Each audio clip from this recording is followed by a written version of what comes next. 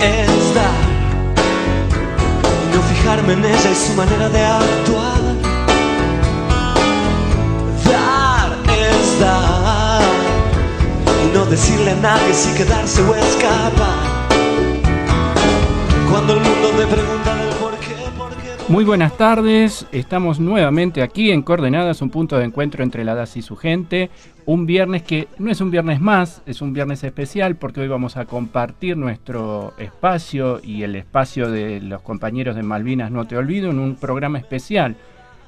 Vamos a hacer un programa conjunto donde en la primera media hora vamos a estar hablando de temas relacionados con el estrés postraumático. Y después nos vamos a adentrar dentro de la segunda media hora nuestra y la primera media hora del programa de Malvinas en el estrés postraumático de guerra. Ahí ya se incorporarán nuestros compañeros.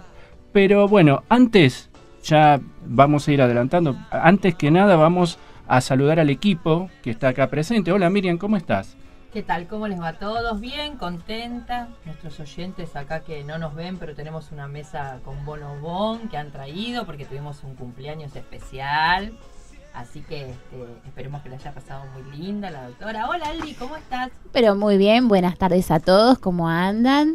Feliz cumpleaños Gaby. Muchas gracias. Que fue el día de ayer, el 7 de septiembre. Gracias, Mi hija chicos. también cumplió ayer. Ay, qué lindo. Un beso a Ro. Ahí está. Muchas cumpleañeras. Sí, Feliz las chicas de cumpleaños. Virgo, gracias. Igual me voy a portar bien hoy, quédate Muy tranquila. Quédate que me porto bien. Hoy me porto bien. No, ya Siempre la semana te portas pasada. bien, Bueno, Juan. gracias. Pero hoy me voy a portar más bien que Mejor, nunca. claro. Más mejor. bien, dije, ¿viste? Como los chicos. No importa, yo porque como Es una cumplí años regresión. te puedo corregir. Es una regresión eso. Porque Bueno. estamos hablando de cumpleaños, de Parece, niñez y de esas niñez. cosillas. Parece, te falta el sombrerito. Sucede. Yo me lo Tengo pongo. un bonete, ¿por qué no? Y yo me lo Sí, pongo. me encanta. Bueno, chicos, vamos arrancando porque después nos vamos a quedar sin tiempo. Lo que voy a pedirle a Aldana primero son las vías de comunicación. Por supuesto, se pueden comunicar a través del mail coordenadasradio.das@das.gov.ar, por Twitter @coordenadasr, en la página de la DAS www.das.gov.ar, y pueden llamar al teléfono del estudio que es 4378-5545 o 4378-5546. Bueno, Muy bien. muy bien, vamos arrancando. Hoy el día no ayuda mucho, pero ¿qué? ¿A ustedes les importa? No, No, para nada. Yo Hagamos no dije sombrito. nada del día porque dicen que hay que tener actitud Pero positiva. somos Somos esto. optimistas igual. Hay que- seguro. hay que hacerlo- Superamos cualquier ¿no? pronóstico, perdón, Juan. Yo me creo como cumpleaños, te puedo interrumpir. Vos interrumpime atrevida todo que lo que soy. quieras. Vos interrumpime todo lo que quieras. Yo lo que estaba por proponer antes de empezar es hacer hombrito como que me importa y ya está. Por Todo ese supuesto, ya hombrito. estamos. ¿qué Ya me salió el importa? sol. Ya Ya está. está. Después de Ah. eso, Ahí arrancamos. Bueno, vamos a adentrarnos ahora un poquito en el tema del día y te haría la primera pregunta. Gabriela, vamos a hacer un repaso en realidad ¿Cómo también no? de esta temática, ya la tocamos. ¿Y de qué hablamos cuando nos referimos al estrés postraumático? dentro de todos los trastornos de ansiedad que padece la población y que manejamos los psiquiatras, es uno de los trastornos que responde al desencadenante de algún evento traumático. Cualquiera sea el evento traumático, pueden ser secuelados de guerra, pueden ser personas que padecieron o que estuvieron expuestas a algún terremoto, a una situación de violencia extrema, ¿sí? Entonces, bueno, esto desencadena un trastorno de ansiedad y desarrolla un montón de síntomas y de signos que podemos detectar y que muchísimas veces requiere tratamiento, ¿sí? Ajá. Bien. No sé, vos, Miriam, estás Ahí te iba a preparada. preguntar, Ay, sí, sí, pero perdóname. Pensé que ibas a decir algo. No, es que yo soy Yo así, quería medio saber. raro. Hoy estamos. Es la humedad. Es la chicos. humedad. Sí, es la humedad, es la humedad. No es el trauma, es la humedad. No, la Yo humedad. juro que estaba esperando. Decime, Perdón. ¿es una patología muy común o hay personas que tienen factores predisponentes, o sea, o que están más propensos a padecerlo Sí, esto? en general, cualquiera que tenga un evento traumático, si no tiene todas las herramientas o no está preparado en ese momento para armar como un mecanismo para defenderse de eso, ¿no? Que puede ser una salida creativa o el humor, bueno, puede empezar a desarrollar algún síntoma. Los factores predisponentes, o sea, sí siempre va a haber sujetos que tengan mayor predisposición para desarrollar un trastorno de ansiedad de estas características, que son personas con algún antecedente psiquiátrico, pacientes que hayan tenido algún cuadro depresivo, pacientes con trastornos de ansiedad de otros estilos, pacientes que consuman sustancias, pacientes que sostengan cierta irritabilidad o que tengan trastornos en el sueño, ¿sí? La verdad que si los vamos mencionando así separadamente, en general, en la actualidad, casi toda la población va padeciendo algunas de estas cosas. Sí. Digo, la gente va pudiendo aislar algún síntoma. Lo que pasa es que no es solo un síntoma. Si alguien padece un trastorno en el sueño, esto se tiene que acompañar de otro conjunto de síntomas para suponer que va a tener mayor preponderancia de padecer un trastorno de ansiedad de estrés postrauma. Gaby, ¿hay otros síntomas, además de estos de alteraciones en el sueño? ¿Existen? Sí, alteraciones en el sueño, como vos decías, alteraciones en el humor, irritabilidad, y hay toda una descarga que nosotros llamamos neurovegetativa, ¿no?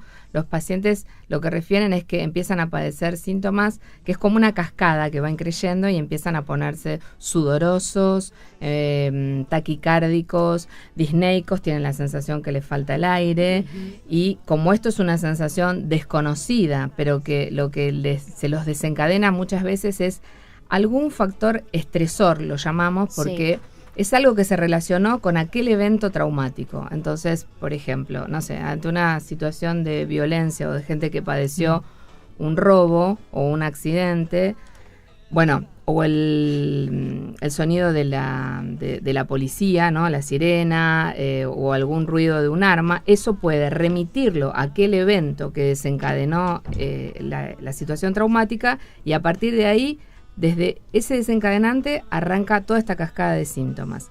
Estos que aparecen en el cuerpo, que es esta descarga neurovegetativa, porque es como una descarga adrenalínica muy marcada, que un ataque de pánico, pero como la diferencia con del ataque de pánico, que también es un trastorno de ansiedad, con el estrés postrauma, es que hay algo puntual que lo desencadena, ¿sí? Que es remitir a esa situación traumática. Claro. Entonces, qué sé yo, la gente que participó lamentablemente de la masacre de Cromañón, cuando huele o ve humo o empieza a escuchar gritos, ¿no? Que era así la situación como se inició, eso le empieza a desencadenar y a tener preocupaciones recurrentes. Todo el tiempo el sujeto está pensando, me va a volver a pasar, entonces está siempre en alarma o en alerta. Y esto genera mucha irritabilidad y genera más ansiedad y mucha tensión, ¿no? Claro. Es difícil que se puedan relajar, con lo cual que se puedan concentrar, que puedan compartir naturalmente o de un modo... Están siempre alertas, entonces hay gente que está como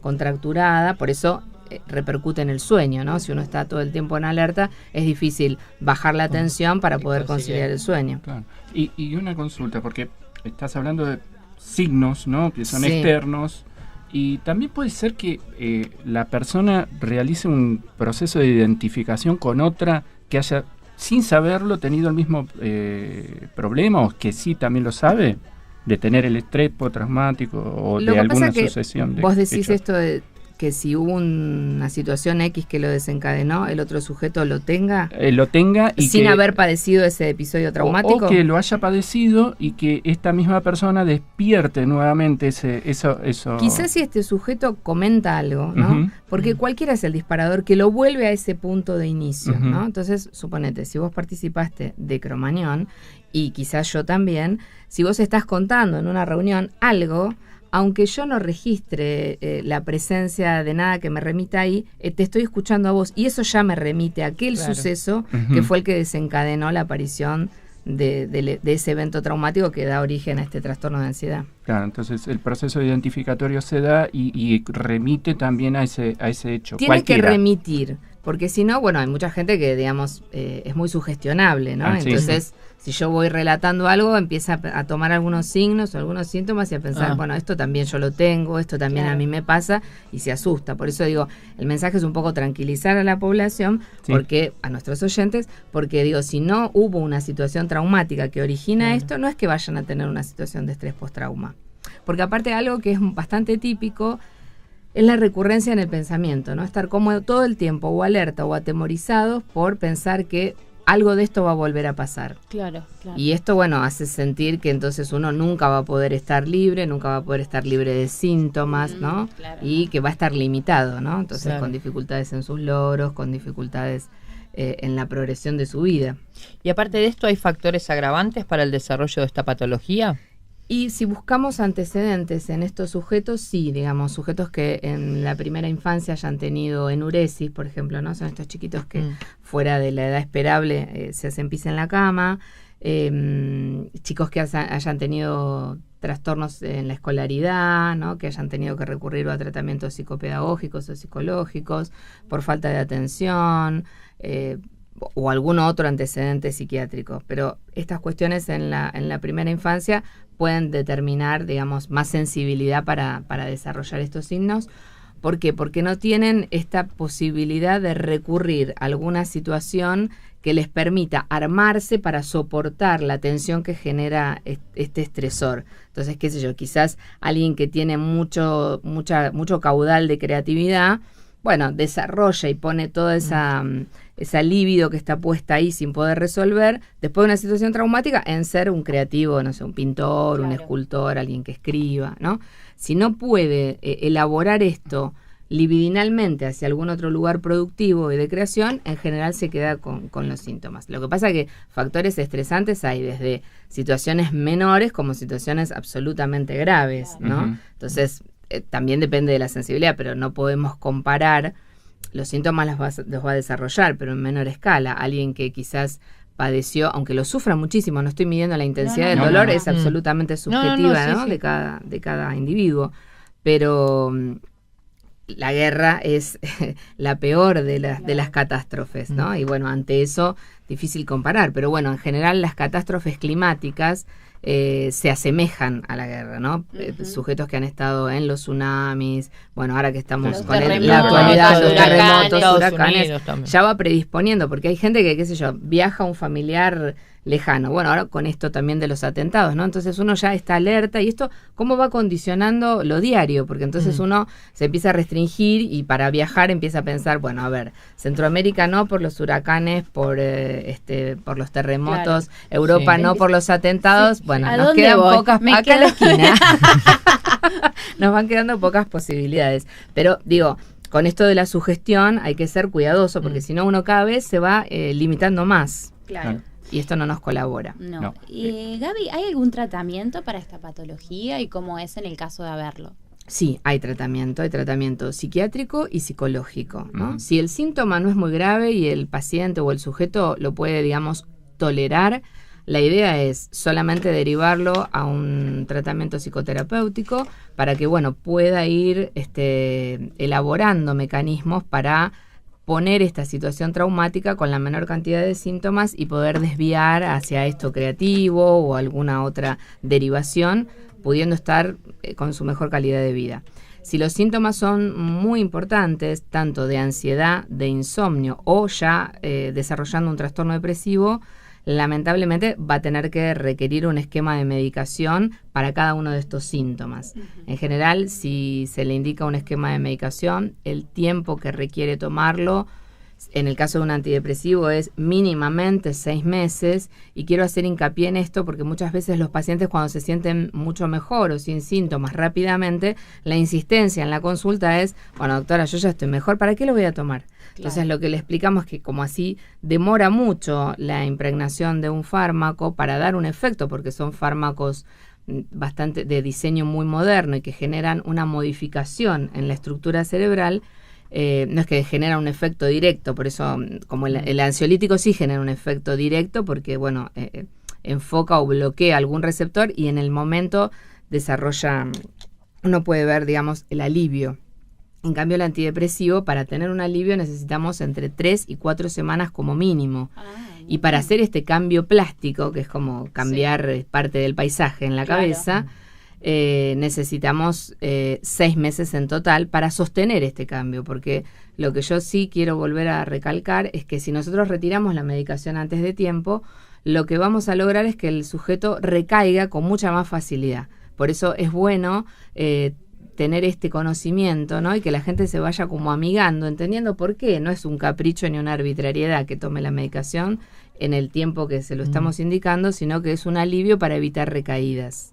Perfecto. Claro, es como cualquier otra medicación, toman la de la presión, bueno, si dejas de tomar la presión te va a subir, y si dejas de tomar la medicación para tal o cual problemática psicológica, psiquiátrica, se te va a desequilibrar todo el sistema. Claro, el síntoma va a volver, ¿no? Hay síntomas que pueden volver más rápidos y otros que van a tardar más tiempo, pero hay medicaciones que sí van a ser de por vida, como en ese caso fuese la de la presión arterial, pero bueno, en caso de la depresión uno va evaluando la cantidad de meses, mínimamente son 6 meses, pero bueno, después hay otros factores a tener en cuenta que son aburridos para el público y muy técnicos, así que eso se bueno, pero está bueno que les quede eso de que por más que se sientan bien, tienen que tener un plazo de 6 meses, Claro, porque es cierto. Sí, la estructura del es paisaje, cierto. no sabía. Exactamente, entonces por eso, digamos, si uno no va educándolo, complica, porque bueno, el paciente o decide solo dejar la medicación y dejar el tratamiento, y en la recaída después es más difícil que la respuesta sea tan favorable. Claro. Entonces vamos como agotando posibilidades. Pero bueno, el sujeto si no sabe esto y uno solamente le da un esquema de medicación sin explicar, lo que pasa, bueno, la explicación lleva mucho tiempo, hay que amigarse también con el padecimiento, ¿no? Con lo que uno sufre, para entender que mejor ser amigo de esto, así se alivia más rápido. Obvio, claro. Vamos a contar una intimidad acá. Nos están sacando fotos los compañeros de Malvinas, entonces estamos todos acomodándonos, escuchan ruiditos, estamos sonriendo en este momento. Bueno, seguimos. Una pregunta, remito un poquito a algo que dijiste anteriormente, que era el tema de la enuresis en los chicos. Como para que haya una información más acabada, ¿cuál es la edad normal en la que el chico tiene que dejar de hacerse pis en la cama, por ejemplo, ¿no? O controlar su... Uno puede tener como tiempo máximo, digamos, hasta los 2 años, ¿no? Dependiendo, hay chicos que tienen más madurez, al año debería eso autolimitarse, pero bueno, a veces depende de la madurez del niño, de la manera en la que los papás van conduciendo el hecho de ir retirando los pañales, pero más o menos como tiempo máximo son 2 años. Siempre depende de cada sujeto, obviamente, pero cuando hablamos de enuresis estamos hablando que en una edad bastante avanzada, ¿no? Claro, porque nosotros recibimos muchas veces pacientes que nos lo cuentan, por supuesto es una situación que da mucho pudor, ¿no? Pero que los limita un montón, porque son niños o adolescentes que, bueno, dejan de compartir actividades, entonces no participan de campamentos, no van a dormir a la casa de ningún compañerito, porque esto avergüenza.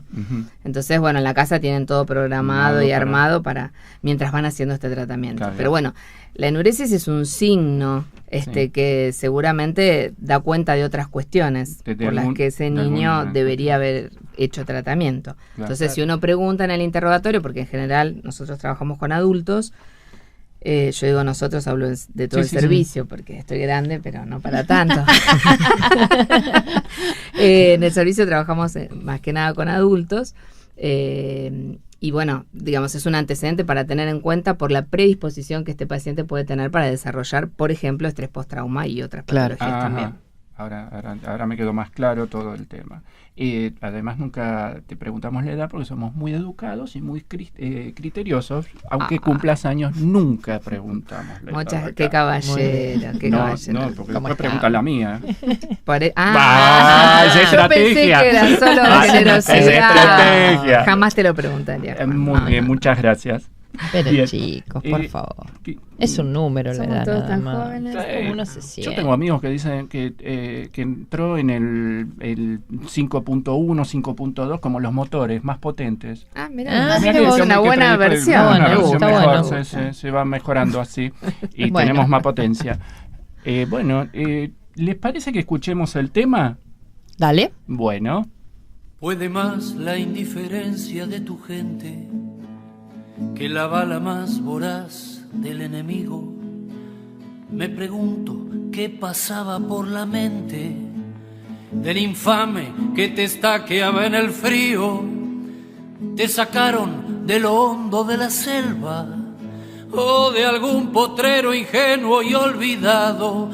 Te sacaron de tu casa y sin abrigo, te largaron en el viento surhelado. Te entregaron armas que no conocías, que con suerte cada tanto funcionaban. En un hoyo que cavaste repetías: las canciones que creías olvidadas. No sabías que era sentirte tan lejano, ni que el hambre se comiera tus entrañas. Solo estaba la mirada de un hermano, con la misma incertidumbre en la mirada. Por siempre serán héroes, por siempre serán héroes, por siempre nuestros héroes de Malvinas. Y por siempre serán héroes, por siempre serán héroes, por siempre nuestros héroes de Malvinas.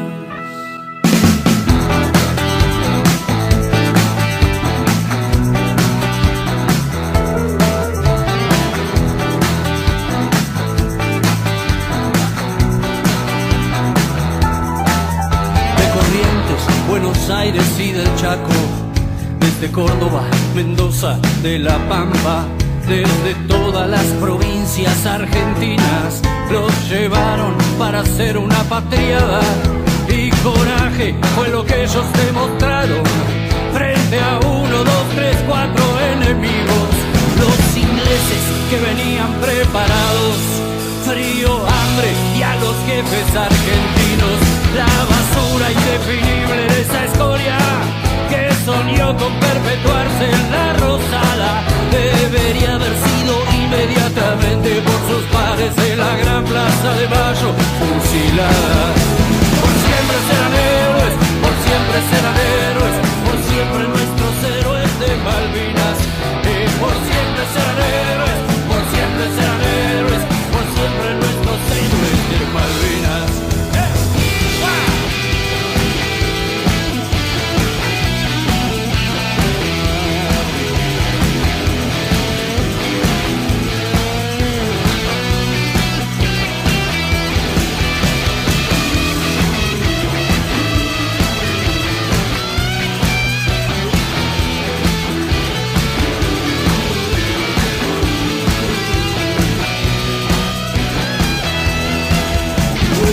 La indiferencia de tu gente que la bala más voraz del enemigo.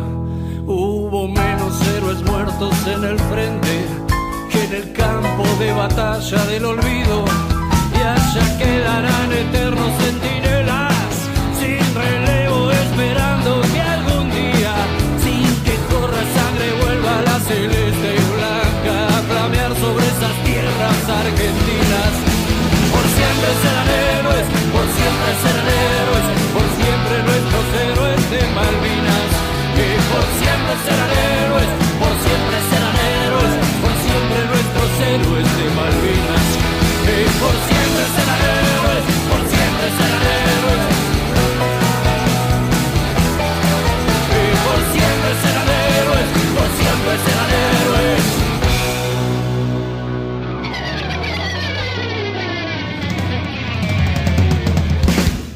Por siempre nuestros héroes de Malvinas.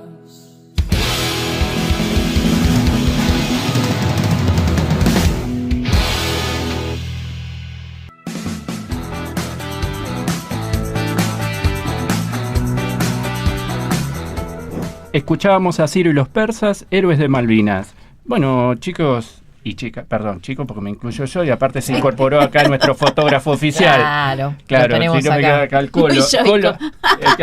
Muy yoico. Es que viste, hasta fotos trajo nuestra columnista. Hay que sacar fotos, todo. Es que cuando viene psiquiatras o psicólogos yo largo el inconsciente. Estoy a tono hoy yo. Claro, para el público me puse un suéter rayado. Por más que te estudies todo lo que no tenés que hacer, lo haces. Por supuesto, sale. Cuando haces los test, decís, haces la línea y no la haces. No importa, porque esos son mitos. Derrumbemos esos mitos. Que aunque la gente lo aprenda, uno igualmente va buscando otras cuestiones que no son las que la gente aprende. El rasgo sale, aunque uno tenga todo aprendido. Así que no se tranquilice. Está muy bueno eso. Está muy bueno. Sí, bueno. y los míos salen a la luz a cada hora, cada minuto y cada segundo. No estoy trabajando. No, te lo digo, Acá estamos. me estoy confesando nada Por más. favor, turno en salud mental. Claro, no. Bueno, Tercer piso de la agresiones. Vamos redondeando. La vamos a tener que despedir a Danita porque va a pasar a hacer producción ahora, porque Bueno. en el próximo bloque vamos a estar con los chicos de Malvinas. Así que te pido las vías para tu despedida de este Antes bloque. de que me eche Juan, voy a dar las vías que son a través del mail coordenadasradio.das@das.gov.ar, por Twitter @coordenadasr, en la página de la DAS www.das.gov.ar, y nos pueden llamar al teléfono del estudio, que es 4378-5545, 4378-5546. De hecho, Muy bien. me estoy acogotando porque ya veo que hoy Sí, estamos con me que querés hacer hecho la trabajar. gente, No, sí, no hecho quiero la hacer una gente. Porque Bueno, la doctora viene de una urgencia, por favor, déjala que Bueno, se relaje. nos vamos. Tranquilo. Sí, no sé, la hora y la temperatura para terminar. Así ves que no te he hecho. Dale, son las 13:26 y hace 15 grados. Mira qué linda temperatura. Ahora me puedo ir tranquila y en paz. Sí, ya hiciste todo lo tuyo. Ay, Totalmente. aplausos para él. Un aplauso, listo. Bueno, Gracias. hoy estamos terribles todos. Igual, Aldanita, te vemos desde Sí, allá. de acá por favor, ya no te me está. vayas, ¿eh? Sí, nos va a retar por audio. Obvio. No se va. Bueno, vamos cerrando y nos vemos en un ratito ya con los chicos de Malvinas. Estamos en Coordenadas, un punto de encuentro entre la DAS y su gente, y nos escuchan a través de www.bcnradio.com.ar.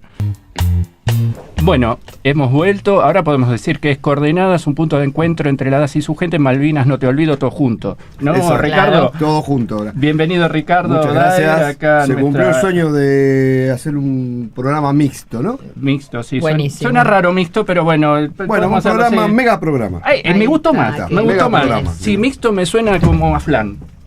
Oh, Ah, mejor, Claro, buen apetito. pero, sí, es la hora, Sí, vos viste sí. que pasamos, yo ya estoy en el postre.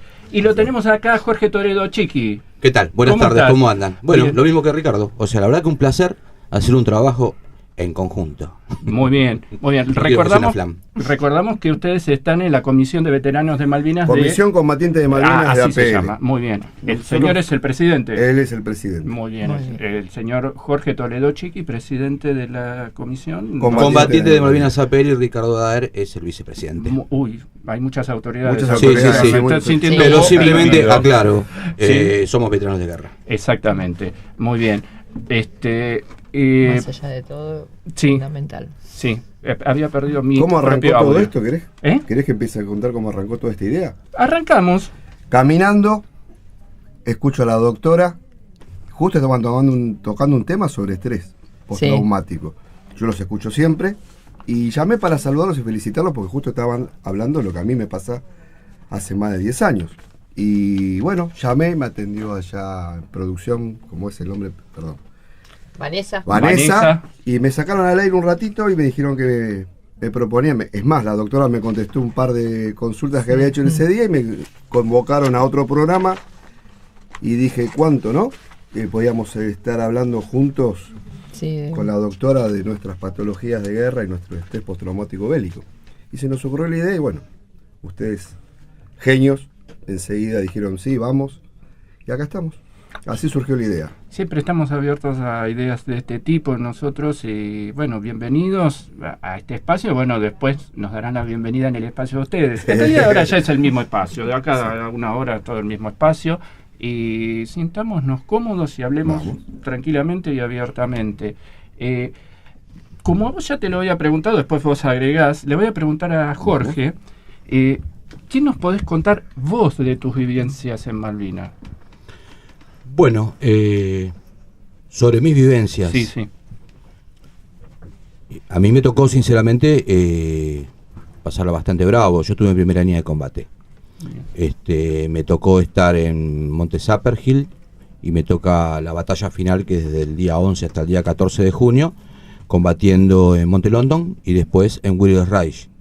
Después de perdiendo ya Monte Willis Reich y Monte Tumbledon, que estaba al lado, ya después vino el final de la guerra, porque ya no había más que defender, digamos. Lo único que quedaba era una defensa local, que era casa por casa, como se decía, pero bueno, no se llegó a eso porque estábamos todos concentrados en Puerto Argentino y los ingleses tenían toda la artillería preparada para bombardear Puerto Argentino.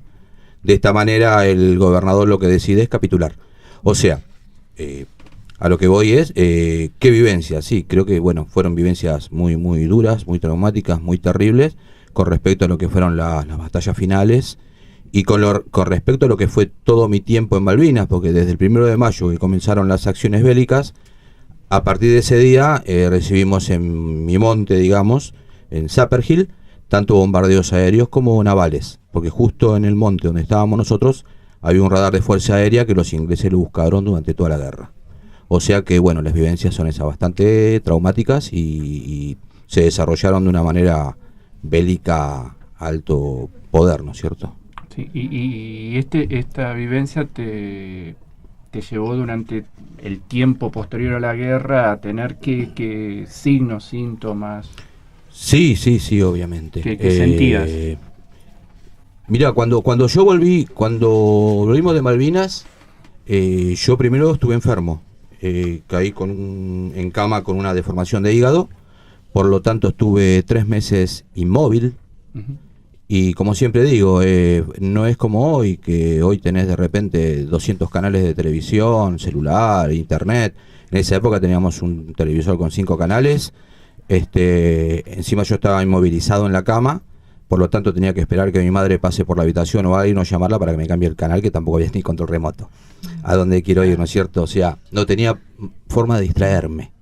Después de esos 3 meses que me hicieron muy mal, porque al no tener forma de distraerme, yo lo que quería realmente era salir y tratar de despejar la cabeza. Esos 3 meses me zambulleron de lleno en la guerra, no me lo podía sacar. Cuando vuelvo a mi vida normal, digamos, con el alta médica, voy a mi trabajo, pierdo mi trabajo, o sea, me reciben, me dan un cheque, como le pasó lo mismo a Ricardo, y mi lugar ya había sido ocupado, por lo tanto pierdo en cierta forma como la dignidad, porque no tener trabajo, pero trabajo es dignidad, y también empecé a tener estos síntomas de que la gente, yo creía que no me entendía, y en realidad ya habían pasado 4 meses de la guerra y había empezado a haber un bombardeo desmalvinizador, vamos a llamarlo, por lo tanto la gente ya estaba metidos todos en su vida, en su trabajo, y Malvinas es como que había quedado un poco atrás. Y yo recién me enfrentaba a la sociedad con mis problemas de Malvinas.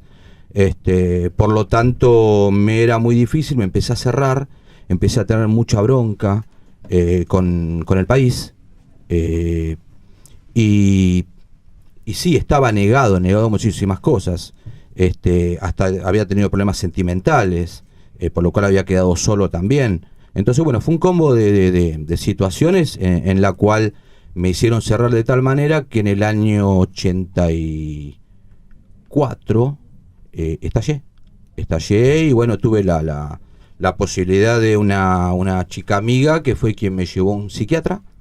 En esa época no había tantos psicólogos y psiquiatras como lo es hoy, e inclusive era una tarifa cara, digamos, por llamarlo de alguna manera. Mi padre, me acuerdo que él trabajaba en Juncadela de aquella época y hacía horas extras para pagarme a mí el tratamiento. Y este psiquiatra, como él también trataba en el Hospital Pena, entonces lo hacía de manera gratuita, y a mí me atendían en el Hospital Pena. Y fue el primer tratamiento que tuve, pero después yo creí que mi mundo estaba dentro de mis compañeros, de mis veteranos. Entonces también empecé a participar con los veteranos en las marchas por nuestros reclamos, por nuestros derechos, y todo lo empeñaba en eso, lo desarrollaba ahí. Doctora, es interesante, estaba escuchándolo, a vos te movilizaron, porque lo que decís, vos trabajabas y te movilizaron, te llamaron... Malvinas, sí. Yo salgo de baja el 10 de noviembre del año 81 y me convocan a Malvinas el 9 de abril del 82. Ahora ¿qué simbología? Él lo movilizan y después de la guerra queda inmovilizado. Uh-huh. Es interesante ver cómo una reacción, más allá de lo físico que tuvieras vos, lo llevó a eso, y lo que tardó hasta en estallar, ¿no? Eso es muy común. Hay periodos de latencia, ¿no? Y periodo de latencia se llama esto, donde queda la sintomatología absolutamente solapada o no aparece, o a uno le parece que son situaciones normales y que son signos que puede soportar, sostener. a lo largo del tiempo. En el caso de él, vos señalabas que habías tenido una dificultad física, que es lo que te lleva a este reposo obligado, ¿no? Ujú. Yo también quería señalar con esto que la población médica, en aquel momento, la población médica, los psiquiatras argentinos no teníamos antecedentes para trabajar como en otros países sobre trastornos de estrés postrauma con semejante trauma, ¿no? Porque el trastorno de estrés postraumático se desarrolla también en función de la intensidad del trauma. No hay mayor intensidad que la guerra para desarrollar un trauma. Y la verdad es que la población de psiquiatras de aquel momento no tenían experiencia. Entonces tomábamos trabajos de Vietnam con las diferencias, ¿no? de los factores desencadenantes y de las poblaciones tan distintas. Entonces, bueno, fuimos como aprendiendo sobre la marcha. Además, había poca conciencia social. Yo en esa época era chica, pero ya estaba recibida. No estaba recibida, estaba estudiando, ¿no? Entonces, cuando yo empiezo a trabajar como médica, me estoy especializando, tengo la suerte de hacer un trabajo, porque a mí me resultaba interesante lo del estrés postrauma en combatientes o en excombatientes, y en el Hospital Posada fue el único hospital que se abocó un trabajo en particular, pero con una visión más biológica, ¿no? Entonces trataban de hacer tomografías o resonancias a los excombatientes que se venían como pacientes, sí, y veíamos una imagen en particular como para también poder entender cómo la fisiología, ¿no? o el cuerpo va cambiando con una situación traumática. Hay dos áreas del cerebro que son las amígdalas cerebrales que con situaciones de traumas tan fuertes se atrofian. Entonces, es el único trabajo que se fue haciendo también, digamos, aprendiendo de Vietnam, ¿no? y del desarrollo que habían hecho los psiquiatras en Estados Unidos. Y entonces, en el Posadas nos permitieron durante un tiempo hacer un trabajo. Era difícil porque, digamos, la sociedad no nos acompañaba tampoco. No parecía un tema interesante, además porque como había poca prensa, poco conocimiento, más allá de lo costoso o lo oneroso, porque en privado estos tratamientos son costosos, entonces no había hospitales que convocaran al excombatiente a venir. Entonces, claro, cuando el paciente llegaba, ya llegaba con una cantidad de síntomas o ya empobrecido, ¿no? Porque, bueno, si ya había desarrollado un trastorno depresivo o venía con ideación suicida o ya venía con hechos más traumáticos que generaban una internación. Entonces, no había algo de profilaxis para incorporarnos a acceder nosotros, invitar a la consulta. El sujeto venía cuando ya estaba desencadenado todo. Eso. Que bueno, es en tu caso que el cuerpo se impone, ¿no? Muchas veces cuando el pensamiento no puede procesar otro síntoma, bueno, el cuerpo habla. En este caso, bueno, vos tuviste una patología hepática que te dejó de reposo, ¿no? Exacto. O con cierta postración que no ayudaba nada de lo del medio, ¿no? Si lo que uno debe hacer es empezar a trabajar para bajar la intensidad del trauma, al no tener ningún factor de distracción, como esto de la tele, no todo lo contrario, que son las situaciones del clima en el que uno vive. Claro. Esto fue acrecentando para que la patología se desarrolle mucho más, ¿no? Y entonces seguramente haber desarrollado alguna situación de un estado depresivo o algún otro. Y aparte, cuadro, como decía él, que por ahí al encerrarse en sí mismo y en todo el problema, el entorno familiar tampoco te ayuda demasiado. Uh-huh. Y yo te quería preguntar eso, ¿cómo sentís vos que una vez que decidiste tomar empezar un tratamiento, eso, cómo te acompañó el entorno familiar y tu reinserción laboral?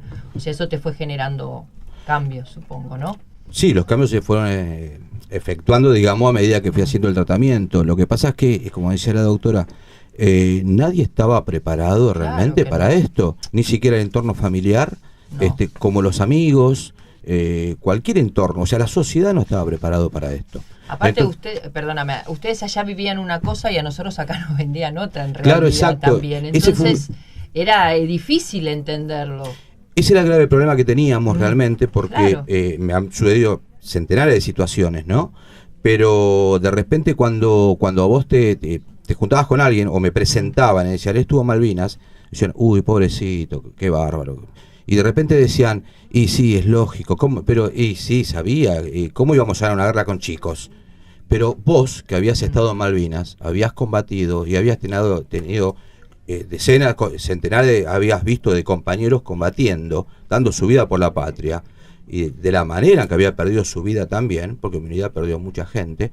Entonces, no te encajaba, porque si este tipo está diciendo una versión pobre con estos chicos, no se podía ganar, pero al mismo tiempo el chico me sonaba a insulto, ¿entendés? Claro. Porque al mismo tiempo a mí me parecía, hoy lo hablábamos con Ricardo en la oficina, que nosotros cuando volvimos de Malvinas es como que hubiésemos vuelto con más de 30 años, Claro. porque hubo muchísimas cosas que fuimos, que nos empezaban a molestar cuando 4 meses antes de repente dábamos la vida por eso, como un sábado para ir a bailar, por ejemplo, o para ir a jugar al fútbol un domingo.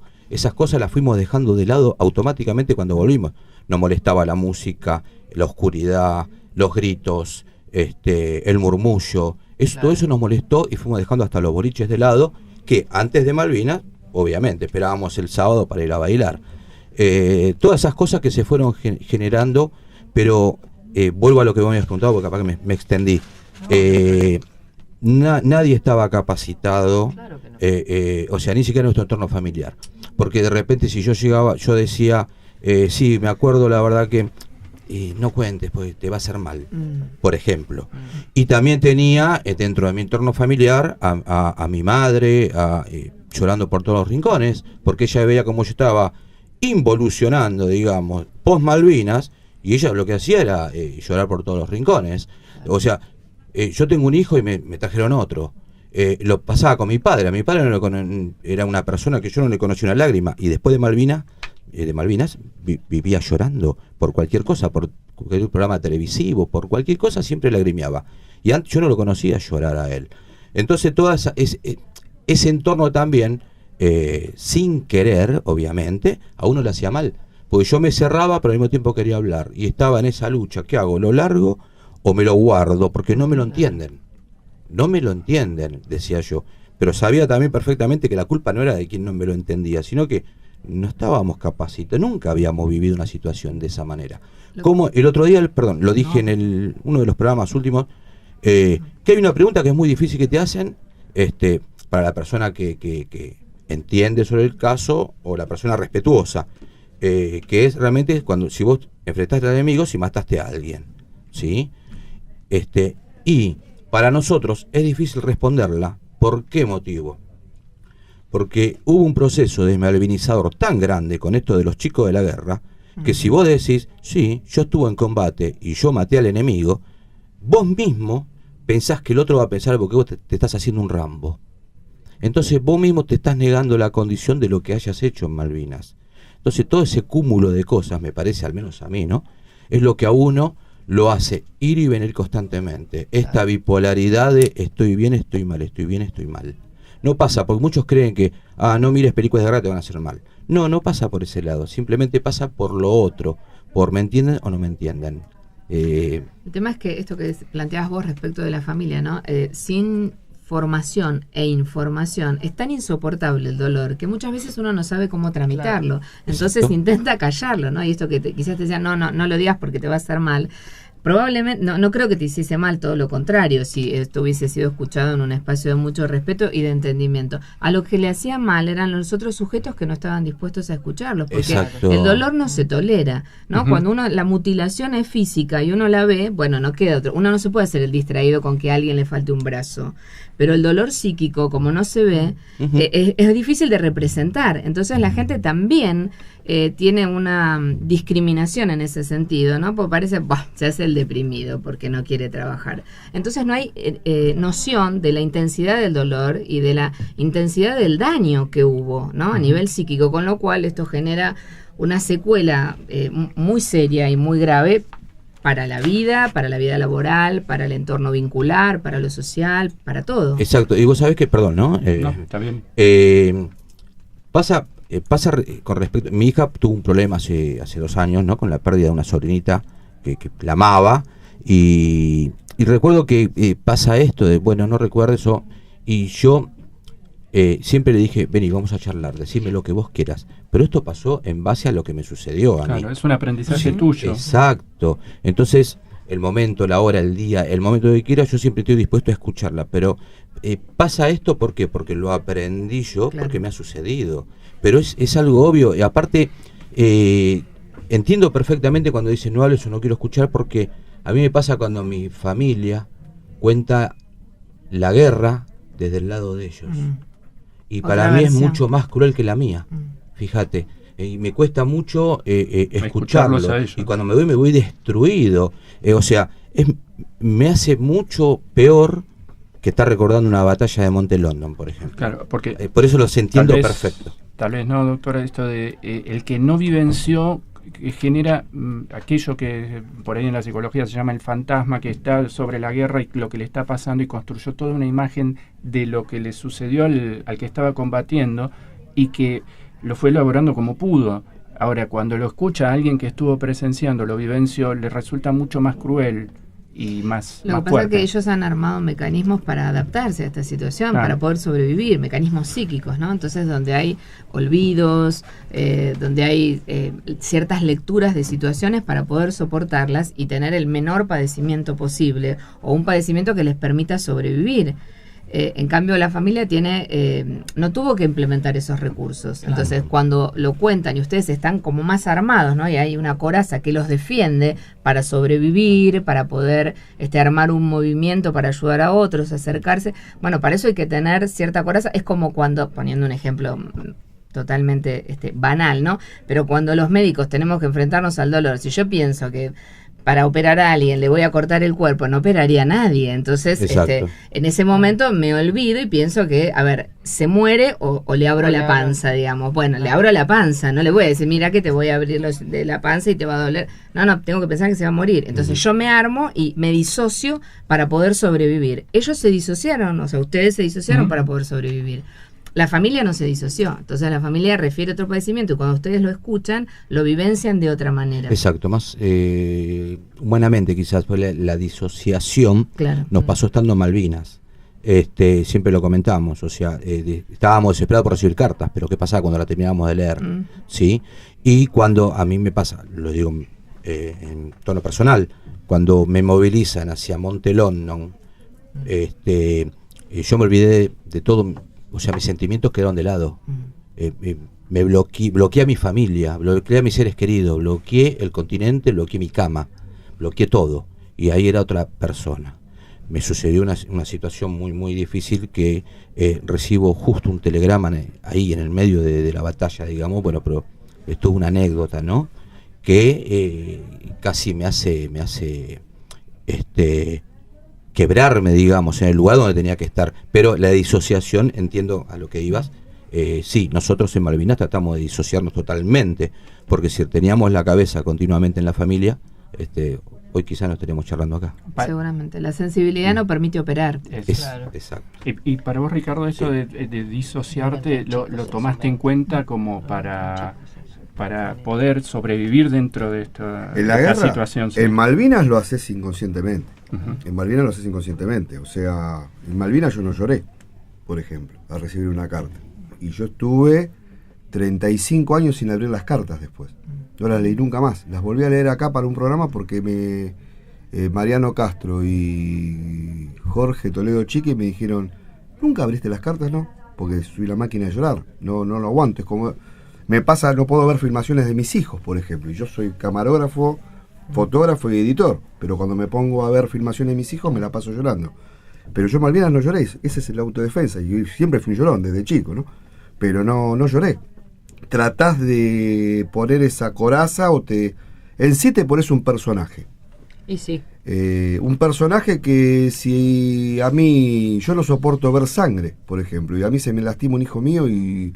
La única que sale corriendo es mi mujer. Y yo en Malvinas he soportado de ver horrores. ¿Se imaginan lo que se puede ver en una guerra, no? En ese momento no... Perdés el miedo, pareces otra persona. Por eso la famosa película, cuando Mariano Castro nos hizo un reportaje en Sembrando Malvinas, yo decía... Me dice, ¿cómo la ves Malvinas? Y yo la vi en blanco y negro. Hasta que volví en 2014 y la vi en colores, ¿no? Pero la veía como una película. Y lo que dice la doctora es cierto. Es increíble que me haya olvidado de cosas tan importantes que cuando nos encontramos con otro par, me dicen, ¿vos te acordás que hiciste esto y el otro?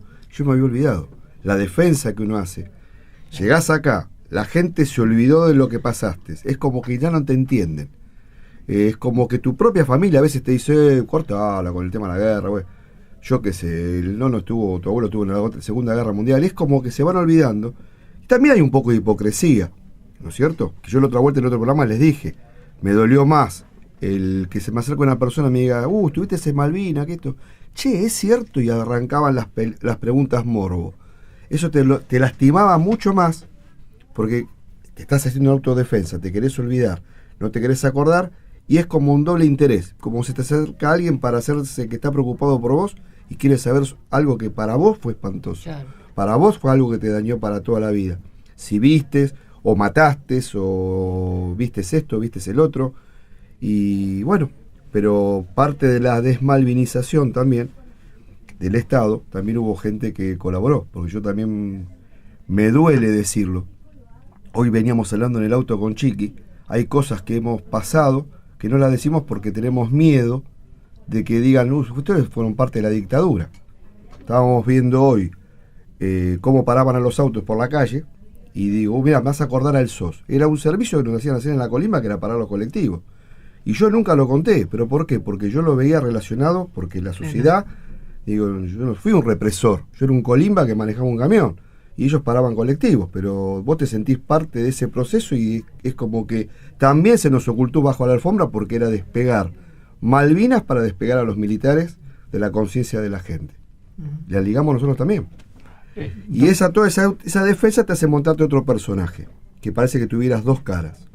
Y a veces cuando después tenés tratamiento psicológico y psiquiátrico, tu psicólogo y tu psiquiatra te va diciendo no, y ahí te van ayudando a sacar afuera lo que tenés, porque vos también te sentís mal porque vos te sentís falso, vos te haces el que no querés, te da vergüenza que te vean que llorás, o parece que tuviéramos doble personalidad. Y bueno, a mí hasta que me dijeron hace 7 años que tenía distimia, yo no sabía lo que era distimia, o ansiedad generalizada. Yo se lo conté acá a la doctora, y eso hace que sí, que te sientas como que tenés una doble personalidad.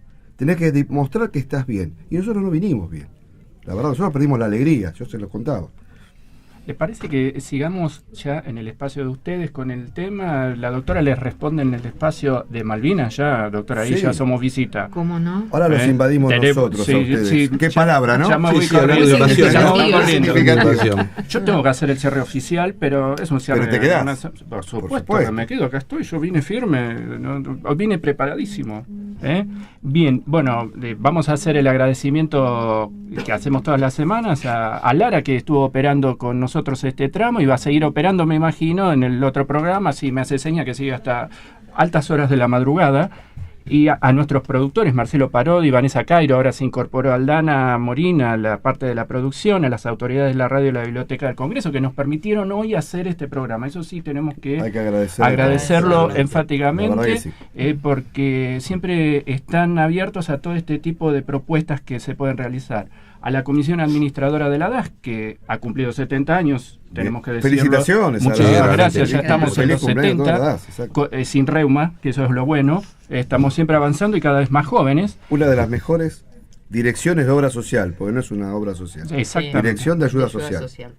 Bien, y ahora continuamos con la temática a partir de la pausa. Vamos. Después de la pausa, y con ustedes, en Malvinas no te olvido. ¿Les ahora parece? Los invadimos a coordenadas. Ya nos vamos corriendo. Bueno, vamos a la pausa. Claro. Recuerden que nos están escuchando, sigan aquí, que este programa no terminó. Es el programa especial entre Coordenadas, un punto de encuentro entre la DAS y su gente, y Malvinas no te olvido.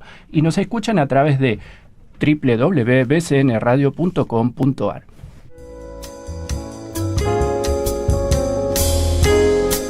BCN Radio, una voz federal desde el Congreso de la Nación.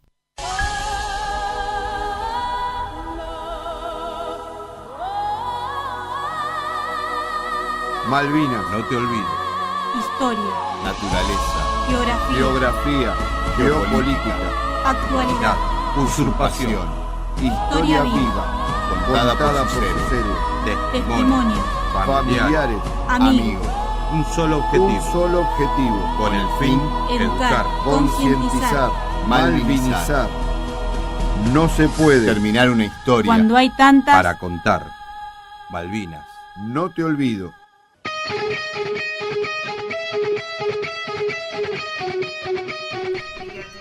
Hola, ¿cómo les va? Bienvenidos a La Invasión. Estamos invadiendo coordenadas de Malvinas no te olvido. Un gran programa hoy que dura 2 horas. Los vamos a estar acompañando a todos ustedes para que entiendan de qué se trata Malvinas no te olvido, con un programa en conjunto con Coordenadas. ¿Quiénes somos los que hacemos Malvinas No Te Olvido? Conducción, Mariano Castro, Andrea Díaz, Jorge Toledo Chiqui, columnista quien les habla, Patricia Cardo, producción, Ricardo Daer. En nuestras líneas telefónicas y redes sociales, Karina Guevara, y en los controles, nuestra operadora Lara, que mañana cumple años. El domingo. Bueno, perdón, siempre tenemos un conflicto Lara acá. Alonso, Lara Alonso siempre, bueno, es productora, hay que entenderla. Conflicto tiene que haber, es un programa de Malvinas. Es un programa de conflicto, muy bien. Muy bien, Chiqui. Vamos a nuestro informe meteorológico completísimo. ¿Querés que antes te diga cómo se pueden comunicar con nosotros? Lo que vos quieras. Está Bueno, pueden comunicarse con nosotros a través de nuestras líneas telefónicas 4378-5545 o 5546. Vía Facebook, Malvinas No Te Olvido, o nos podés escuchar en vivo a través de www.bcnradio.com.ar y a través de tu celular bajando la aplicación TuneIn. Ahora sí. La temperatura. En la ciudad autónoma de Buenos Aires. Ponete frente a la pantalla como hacemos siempre. Como hacemos siempre. Y ahora viene nuestro informe del tiempo. En la ciudad autónoma de Buenos Aires tenemos 17 grados, una humedad del 79% y 6% de probabilidad de precipitaciones. En nuestras Islas Malvinas, 10 grados centígrados, una humedad de 75% y precipitación 13%. El año que viene el bailando. Exactamente. Ni hablar. Ni hablar. Vamos, si vamos juntos, vamos. Bueno, vamos a continuar con este programa. Yo estaba viéndolos del otro lado de la pecera y estaban hablando. Estábamos chusmeando mucho, nos parecía muy interesante. Casi no entramos y los dejamos seguir a ustedes porque era muy interesante. La primera pregunta que tengo es: ¿cómo se prepara a un profesional de la salud mental para atender a un veterano de guerra? En realidad sí tenemos formación sobre todo lo que son trastornos de ansiedad, como el trastorno que desarrollan los veteranos de guerra, es un trastorno de ansiedad postraumática. El tratamiento es el mismo. Lo que sí tenemos que tener es culturalmente, más allá de la empatía que todo colega por supuesto debe tener, ¿no?, en esto de registrar el dolor del otro y no tener ningún tipo de prejuicio, pero bueno, vamos tomando información de otras sociedades para aprender no solamente lo biológico, esto que yo comentaba hace un ratito, ¿no?, respecto de la secuela que aparece tomográficamente, como para comprender que también hay una imagen en el cerebro que se daña, bueno, una imagen o una estructura. Hay secuela y se puede ver. Comprobable, sí. Comprobable. Porque esto muchas veces sucede que como en salud mental es difícil, ¿no? No es lo mismo que padecer diabetes y entonces uno trae un laboratorio y ahí está evidenciable. Hay patologías que todavía no tienen un rigor, digamos, tomográfico. No hay una imagen que se modifique ni alguna sustancia que varíe su nivel en sangre. Pero en el estrés postrauma lo que sí aparece es una atrofia de las amígdalas cerebrales, que son 2 porciones chiquititas en el cerebro, una a cada lado, una en el lóbulo derecho y otra en el lóbulo izquierdo, en la parte más cercano al occipital, que se atrofian, ¿no? Entonces nosotros estudiamos en pacientes en veteranos de Vietnam para comprender, digamos, la secuela sometida, los sujetos sometidos a una secuela tan grave como una guerra, ¿no? Y ahí aparece esta atrofia. Esto es lo que disminuiría la posibilidad de soportar la ansiedad respondiendo de un modo más saludable. ¿En qué otros casos que no son veteranos de guerra se puede llegar a observar esa imagen? En otros sujetos sometidos a traumas, no en otras patologías, por ejemplo. ¿A traumas? ¿Ejemplos? Esos traumas que hablábamos también antes, ¿no? Traumas climáticos, qué sé yo, sujetos que... Lo que pasa es que no hay estudios hechos. En veteranos sí hay estudios hechos, pero no tenemos estudios tomográficos en sujetos que participaron del tsunami en Japón, por ejemplo, que seguramente encontraríamos lo mismo, porque el síntoma que desarrollan a largo plazo es ese. El punto es que necesitamos entre 10 y 20 años para estudiar y que aparezca visiblemente esta atrofia. Entonces, claro que es que si llegan de de un lugar así, nosotros queremos tomografiarlo, como esto nos implica tanto tiempo, no vamos a encontrarlo. Necesitamos tiempo para que aparezca la imagen. Doctor, esto se trata de un caso que pueden tener un grupo focalizado. Que en el caso de los terremotos, tsunamis, huracanes es más difuso porque es una amplia población, digamos, exactamente. ¿no? Por eso lo que más se estudió fue en veteranos de Vietnam. Y acá hubo un estudio mucho más acotado y pequeño en el paro diciembre. Pregunta si tiene que ver con esto es algo que yo a los veteranos se los pregunto casi siempre, ellos a partir del 1 de mayo del 82 empezaron a recibir durante mucho tiempo, sistemáticamente, todo el día, bombas y bombas y bombas. La bomba caía, ellos no podían calcular dónde. De hecho, lo tenemos acá a Ricardo y a Chiqui, que están acá porque tienen que estar acá. Y la mayoría de las veces estamos sentados con veteranos que están o porque lo salvó la radio o porque salió justo del pozo y cayó ahí. O sea, es gente que está acá porque tiene que estar. Este bombardeo sistemático, más todas las otras cosas traumáticas que han vivido durante esos días en Malvinas, es lo que provoca esta atrofia. No se puede determinar exactamente qué es lo que provoca la atrofia, porque en el estrés postrauma hay un montón de síntomas. Y, por ejemplo, es la reacción a eso lo que se supone que hace atrofiar. Lo que pasa es que de las neurociencias hay poco que se sepa, ¿sí? No es que es a consecuencia del ruido, porque si no, sujetos, lo que es a consecuencia del ruido es más trauma acústico, pero porque, por ejemplo, los bomberos que están todo el tiempo en un cuartel y están sometidos todo el tiempo al sonido de la sirena, que es un sonido traumático. El bombero se adapta, ¿no? Se adecúa, pero no genera esta atrofia, porque no hay una situación de estrés postrauma. El bombero tiene una adaptación tal que puede desempeñar su trabajo, porque ese es el recurso que elaboró para sostener ese tipo de trabajo, y no genera. Entonces, no es que la atrofia de la amígdala sea consecuencia de los ruidos, ¿sí? Sino consecuencia del trauma, porque quizás hay alguien que no sé si escuchó los ruidos, pero estuvo en otro lado participando en la guerra, y sin embargo la situación fue igual tan traumática que también hay esta atrofia. Entonces tiene que ver más con cómo padeció y cómo sobrevivió a esa situación, ¿no? Y a todo lo doloroso, ¿no? Porque son todos impactos de absoluta violencia, pero no solamente el ruido, ¿no? Si uno va viendo cómo gente se va mutilando alrededor de uno, eso es tan traumático que eso es suficiente y no se necesita ruido, porque con ese sentido, lo que quiero poner como ejemplo, si un veterano hubiese sido sordo en el momento del combate, la atrofia la tendría igual, ¿sí? O sea, no acoplemos esto de que el ruido generó esto, pero nosotros tendemos a hacer esta asociación, porque necesitamos algo contundente. Es esto que yo decía hace un ratito, necesitamos el cuerpo todo el tiempo.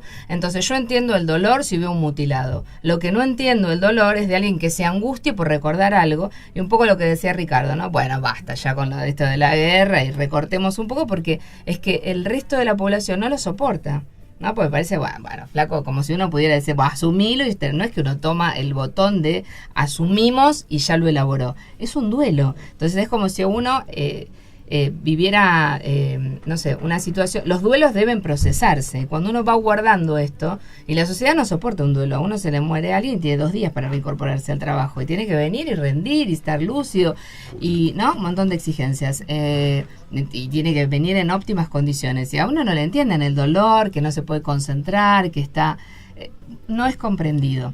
Yo trabajo en salud mental, padecí un duelo hace muy poquitito y tengo la obligación de restablecerme. Entonces, más allá de que yo arme mi tratamiento y tengo que rendir las exigencias, y si en eso, que es un duelo y es algo natural y esperable, pero dura 48 horas, la gente te da el pésame, a los 3 días quieren que estés rindiendo, porque si vas a ser descalificado. Le hago una pregunta, doctora. Justo recién dijo algo que me genera esta pregunta. ¿Es posible que 2 personas en el mismo lugar, recibiendo el mismo bombardeo, a uno le afecte y al otro no? Seguramente.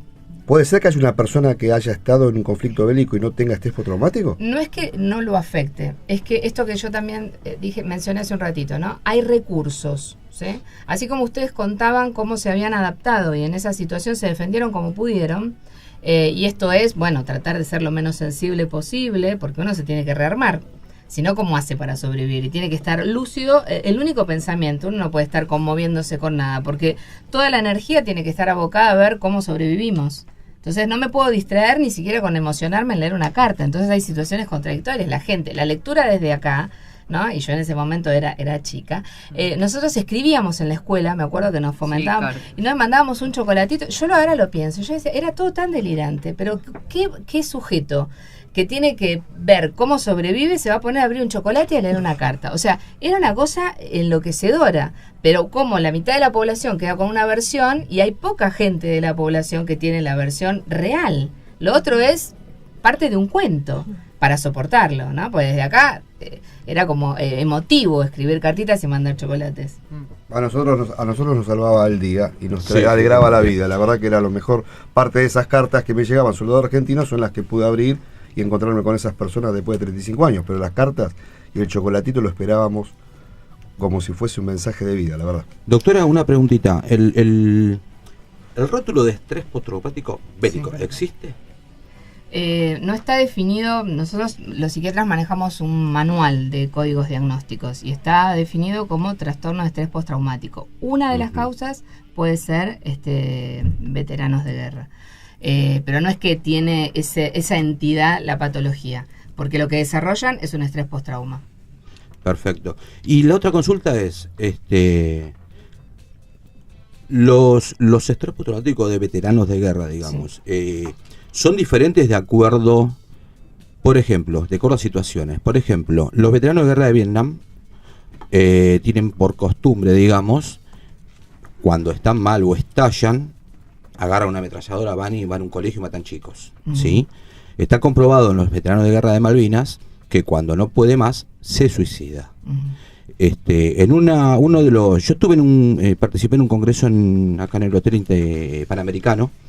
Me habían llevado por SAPSI, creo que era, y habían hecho una mesa para ver si realmente el estrés postraumático bélico podía existir como rótulo. Y hablaban sobre las diferencias con respecto a lo que es un veterano de guerra de Vietnam, cómo reacciona de acuerdo a su estalle y cómo reacciona un veterano de guerra de Malvinas. Esto puede suceder realmente porque, a ver, el veterano de guerra de Vietnam lo que hizo fue invadir y los americanos le enseñan a matar, y en nuestro caso lo que hicimos fue defendernos. ¿Puede suceder? Sí, tiene que ser así, digamos. Por eso hay que tener en cuenta la población, ¿no? Los veteranos de Vietnam eran elegidos de otra manera, acá eran elegidos arbitrariamente. Entonces esto es un factor de riesgo. ¿Por qué? Porque la inmadurez del conscripto, la edad baja, la falta de entrenamiento, la falta de material, la falta del recurso de la indumentaria para un clima al que el sujeto no estaba ni entrenado ni había hecho una simple adaptación. Entonces todo esto influye en cómo va a desarrollar el síntoma, ¿sí? Porque en el estrés postrauma después pueden surgir la aparición de determinadas enfermedades que, digamos, cabalgan sobre el estrés postrauma. Porque el estrés postrauma en sí mismo es lo que yo describí hace un ratito, un trastorno de ansiedad donde aparecen toda esa sintomatología que describí. Ahora, sobre esto, ¿qué se va a establecer? Un cuadro depresivo en nuestra población, que es esta población con estas características que yo señalé recién, ¿no? Chicos jóvenes, sin entrenamiento, nada que ver con la gente de Malvinas, mal alimentados, mal vestidos porque estaban inadecuados al clima. Entonces es más probable que ese sujeto, primero, que tenía otra labilidad, porque la falta de entrenamiento hace una labilidad, desarrolle más un trastorno depresivo, con lo cual la consecuencia sea el intento de suicidio o el suicidio en sí mismo, que el homicidio, ¿no? Como en alguien que tiene un entrenamiento, entonces se le arma de alguna manera un recurso que es una carta para sobrevivir. Después la utiliza, de un modo complejo. Siguiendo con el tema y hablando de vencedores y vencidos psíquicamente. Cuando se le habla a veteranos de guerra argentinos, no hablamos de rendición, sino hablamos de capitulación. Tuvimos la oportunidad en el 2014 de cruzarnos con un grupo de veteranos ingleses en Malvinas. Y en algún momento se coincidió en algo. Cuando se les preguntaba a los argentinos a qué fueron, a buscar paz. Y cuando se le preguntó a los ingleses a qué fueron, a qué vuelven a Malvinas, con todo su equipamiento, con todas las diferencias que había, también iban a buscar paz. ¿Qué opinas sobre eso? También hay conceptos culturales diferentes, ¿no? Quizás nuestra definición de paz desde lo cultural es diferente de la definición de paz de un inglés. ¿no? Con todo un speech, un posicionamiento político distinto. A nosotros el concepto de paz no se nos ocurre en relación a la guerra, ¿no? Sino es a la culminación. Para ellos van a buscar paz, pero si vencen. Entonces creo que hay una cuestión cultural que marca también la diferencia en la población. Claro, pero eso es una opinión personal. Ah, ok, me viste los claro. Igualmente, perdón, ¿no? Me encantó su opinión, doctora. Ah, gracias. Sí, para mí es así. En el año, creo que 2009, yo tuve un encuentro con un veterano de guerra inglés, y ellos decían que padecían también el mismo caso que nosotros, tenían casi la misma cantidad de suicidios que nosotros, pero él aducía que Malvinas para ellos había sido una de las pocas y últimas guerras convencionales. Ellos venían acostumbrados desde la década del 70 a estas guerras ya tecnológicas, ¿no? Con misiles y todo lo demás. Y en la guerra de Malvinas se empleó lo que fue la infantería, el cuerpo a cuerpo, que no lo venían empleando ya desde la década del 70, pero sí en Malvinas. Y esto ellos tampoco estaban muy acostumbrados y le había afectado de sobremanera. Al menos es lo que habíamos charlado con este veterano pirata, no inglés, sino y a través de la profesional que me estaba tratando. Sigan ustedes. Me gustaría preguntarle, doctora, si los pacientes recuperan su capacidad de disfrute después de haber atravesado un estrés postraumático, no solamente bélico, ¿no? Sino, por ejemplo, yo después en la columna por ahí lo voy a detallar, pero el tema Cromañón, Keyvis, ¿no? Son situaciones que han causado estrés en quienes estuvieron. Esa gente, después de un tratamiento, ¿logra recuperar su capacidad de disfrute o no? A veces recuperarla por completo es difícil, ¿sí? Porque ahí aparece la secuela, ¿no? Entonces hay que ver cómo accedió al tratamiento. Y cuando digo cómo accedió, digo en qué forma, si lo decidió personalmente, si fue obligado, porque mucha gente va obligada, ¿no? No estoy quizás hablando del caso de los combatientes, pero Cromañón, bueno, había mucha gente que se resistía por millones de cuestiones, no vamos a enumerarlas, no tiene sentido. Entonces, no es lo mismo la disposición, ¿no? Si yo quiero hacer un tratamiento y entonces realmente estoy dispuesta a trabajar un montón de cuestiones, que si yo no quiero voy obligada. También si está siendo medicado, cómo va a responder a ese esquema de medicación, cuánto va a sostener ese esquema de medicación, ¿no? Porque la interrupción o el hecho de abortar la medicación antes de tiempo, porque la gente muchas veces confunde. Los médicos damos indicaciones y yo siempre digo, ¿vos lees sugerencias donde yo escribo indicaciones? Porque la gente viene después y dice, no, lo que pasa es que en realidad yo ya me acostumbré, lamentablemente, pregunto, bueno, ¿y qué haces con la medicación? Pues ya no digo, a ver, de lo que yo te di, pues tengo que cambiar todo después. Porque la gente, bueno, decide que la de la noche la toma a la mañana, consulta con Google, que es el mejor doctor del planeta. Después cuando tiene un problema le digo, ahora llama a Google y pregúntale, porque ahora que se te quemaron los papeles me preguntas a mí. Y yo tengo que resolver algo que lo enmarañó la mamá, la esposa, el vecino que le sugirió. Entonces hay un montón de desprolijidades también respecto a los tratamientos. Entonces quizás si nosotros pensamos en alguien que acudió a tratamiento por decisión propia, que el tratamiento lo respetó absolutamente, tiene mayor probabilidad de recuperar la búsqueda de placer. Pero ese síntoma que se llama anedonia, que es la pérdida de la búsqueda de placer, es uno de los más resistentes a todo tipo de tratamiento. Porque uno maneja como una superficialidad, ¿no? Y digo superficialidad metafóricamente en esto de hago que disfruto, ¿no? Plenamente ese sujeto tiene una herida tal que nunca termina de disfrutar. Usted sabe que hay un tema, yo soy fanático de Charly García y me quedo porque uno de mis temas preferidos de Charly, aparte de todo lo que tiene, es anedonia. Qué casualidad, pues no sabía, me acabo de enterar qué significa anedonia. Y es parte de lo que estábamos hablando antes, que decíamos, nos disfrazamos de que estamos felices, hacemos que salimos y tenemos unas ganas locas de quedarnos en casa. Sí, y por la familia uno tiene que disfrazarse de que está feliz y no tiene. La frase que les dije a ustedes en aquel programa fue lo que a mí me hizo tratarme, fue cuando escuché la famosa frase, perdí la capacidad de disfrutar. ¿No? Hace 10 años atrás. Y me daba cuenta que era lo que me pasaba a mí. Me disfrazaba de simpático, me disfrazaba de que estaba feliz de ir a pasear y lo único que quería era quedarme tirado en una cama.